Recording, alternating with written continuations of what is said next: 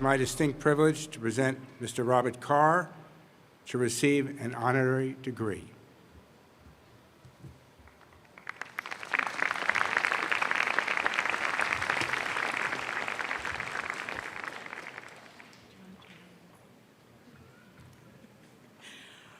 Robert O. Carr. As a high school senior in rural Illinois, receiving a $250 scholarship inspired you to vow that if you ever had extra money, you would use it to provide scholarships to students who had also faced adversities. You graduated from the University of Illinois with a bachelor's degree in mathematics and a master's degree in computer science. After college and brief jobs at a bank and as a teacher at a community college, your ambition led you to start your own business. Years of struggle ended when your business took off and becoming more successful than you could have imagined. With the success, you kept your vow to help students who had endured hardship. In 2003, you founded Give Back, a national nonprofit that provides college scholarships and mentoring to students who have endured adversity. Thanks to Give Back, 1,700 students have graduated from college or are on the path to do so now. As the recipient of a generous Give Back donation, Mercy University is proud to have provided scholarships to numerous students in support of your vision. Your entrepreneurial success and leadership as founder and CEO of Heartland Securities and Beyond have earned widespread recognition, including President Obama appointing you to the National Infrastructure Advisory Council in 2016. Today, we honor your significant impact on youth who are facing challenges, including parental incarceration, unstable foster care, and homelessness, helping them gain needed support to excel in higher education. By virtue of the authority vested in me by the State of New York and the Mercy University Board of Trustees, I confer upon you, Robert Carr, the degree of Doctor of Humane Letters, honoris causa, with all rights and privileges thereunto appertaining.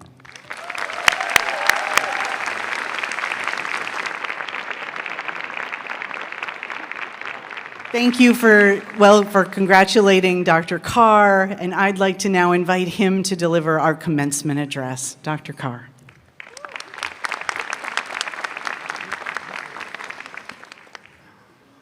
Greetings to you, Susan Parrish, the President of Mercy, Provost Eva Fernandez, and Dean Stuart Seidel, and faculty, family, and friends.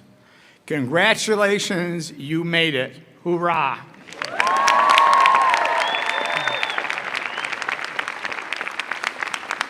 It is an amazing honor for me to join on this day of triumph.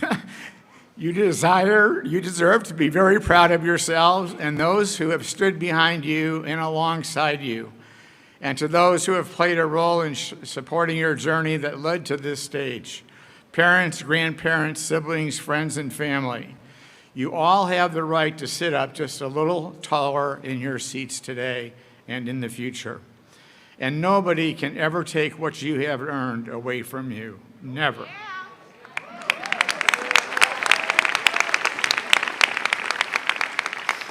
You have earned this honor during one of the most unusual but exciting times in all of human history. These are the best of times for the vast majority of human beings on this planet.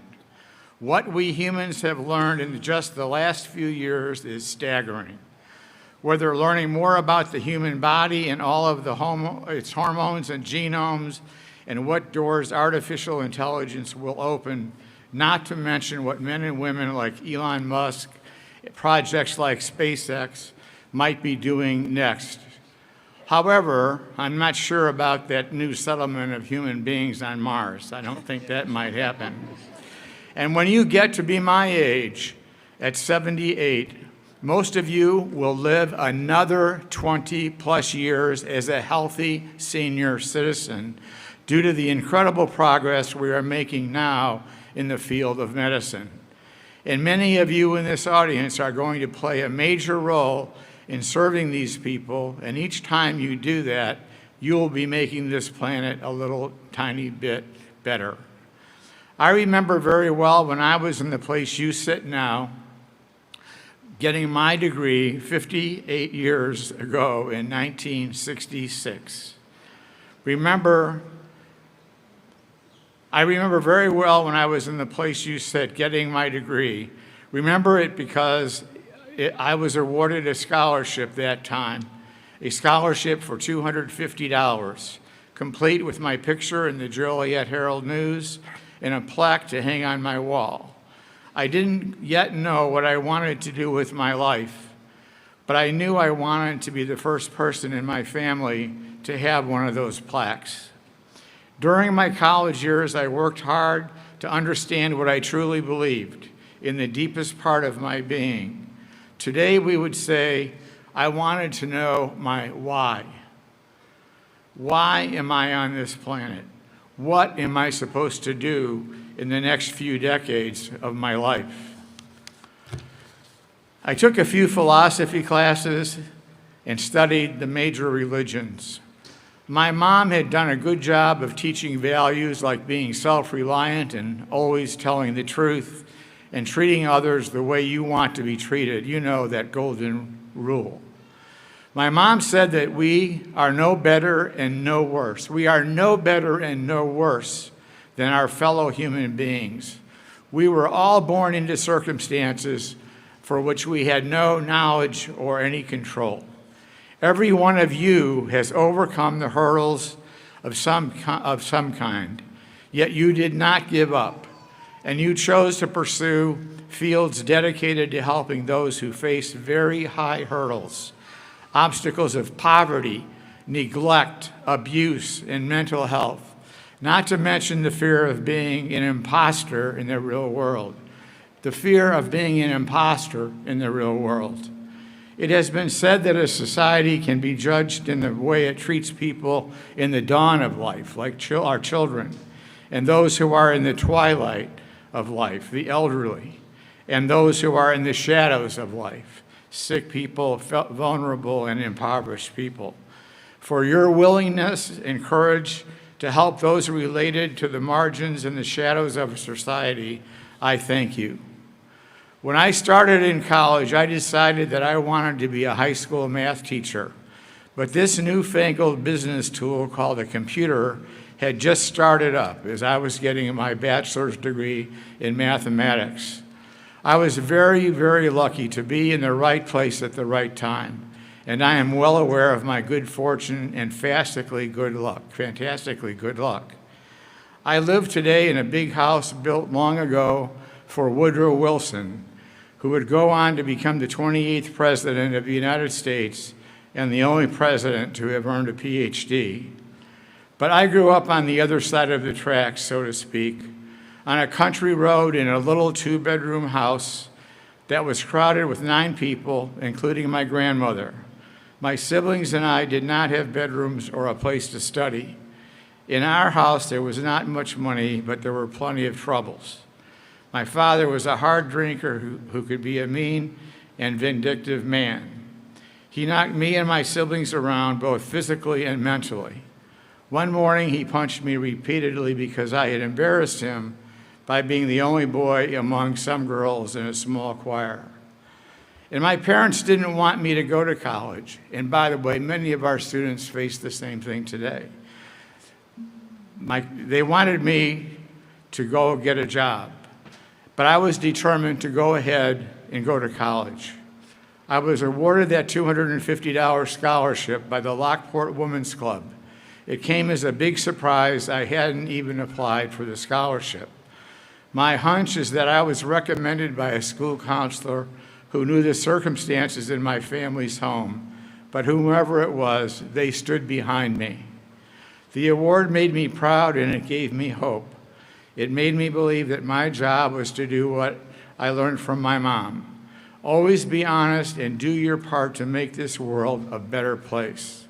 I vowed then that if I ever had extra money, I would give some of it to other kids who had grown up with economic hardship and other adversities. Against my parents' wishes, I enrolled at the University of Illinois. I left home and boarded the train alone that took me down to Champaign-Urbana, 120 miles away and another world away. Thank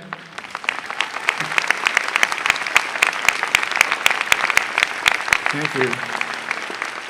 The $250 scholarship was worth a lot more then than it would be today, of course.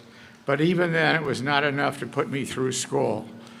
So I started working pretty much full-time in food service, starting at the horrible wage of 90 cents an hour, in addition to taking an overload of classes.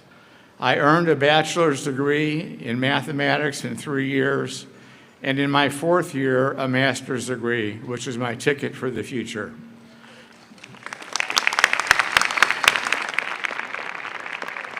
My parents never did come to visit me at college, not even for graduation. After college, I taught at Parkland College and ran their computer department. Next, I was hired by the Bank of Illinois to set them up with the Computer Services Division. And then I went off into business for myself at the age of 26, sure as ever that I would reach big success before my 30th birthday. But that didn't work out so well. Money was so tight that I was often on the edge of losing my house or my car.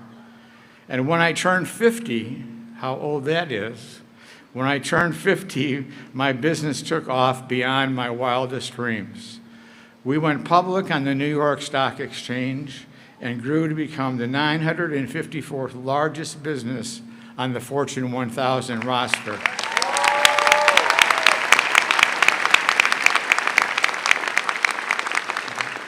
We had more than 4,400 employees, and I became a wealthy man.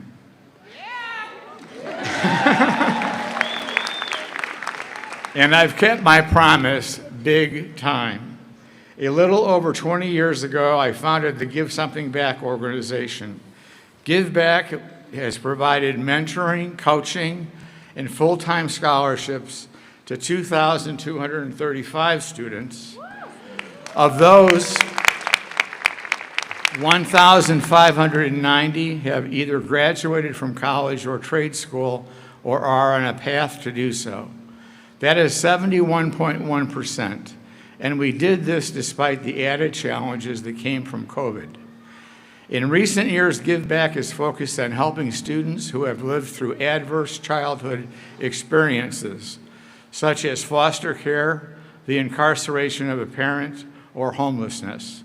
These are the students, as you know, that society often deems as not being quite college material. Those are fighting words to me. Students from hardship and Give Back have gone on to become doctors, lawyers, social workers, president executives, business executives, teachers, and Give Back coaches. A few of our students are among you sitting in front of us. In fact, last year's student speaker at Mercy's graduation was one of our very own graduates, Enola Ogunlade. Some have come back to work for Give Back to help other young people face hardship.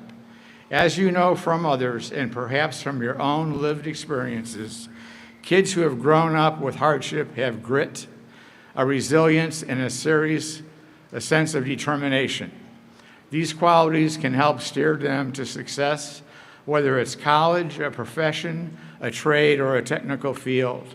What is crucial for their success is that someone believes in them, counsels them, and helps create a student action plan, and so much more.